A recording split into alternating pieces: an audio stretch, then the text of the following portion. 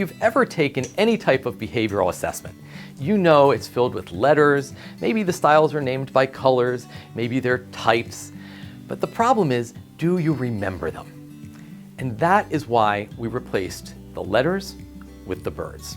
Now, the 4 birds parallel the DISC model. The DISC model's been around for a long time, since 1928. It was in a book by William Marston, where he introduced DISC. So why swap them out for birds?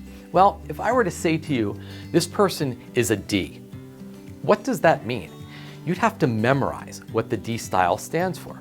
If I said to you, this person is an eagle, it probably conjures up images of someone who's confident and assertive and direct. If I said to you, this person's an I, you have to memorize what the I traits are.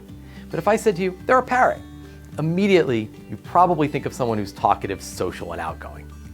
If I said they're an S, what does that mean? Well, for me, it means they're a dove, and doves are caring and compassionate. If I said they're a C, yeah, it's the conscientious style, but what does that even mean? Well, for me, I use the owl, and owls are logical and analytical and detail-oriented. So what's fascinating to me is that we took the DISC model, DISC, and we pulled the words out of it.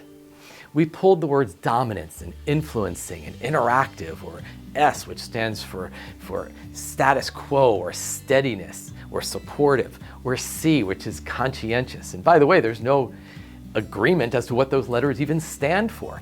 DISC was in a book in the early 1900s, and we've changed the words over time. And so if we use the birds, it's a mental shortcut. It's visual. I don't have to think, wait, what is the D? Ah, yes, I know. You see the eagle, you know what they're like. And interestingly, by pulling the words out of the style, now we don't remember what the letters stood for. The DISC model is an acronym. We used DISC and we pulled the words away. The birds are a mnemonic. What is a mnemonic? It's a memory aid. It's a tool or device that is visual and allows us to see the 4 styles in action. We can see an eagle and we know what they're all about. The interesting thing about the birds is that they are sticky. I will go back 2 years later into an organization and people still remember the birds. I go back 6 months later when I was using the letters, which I used for 15 years.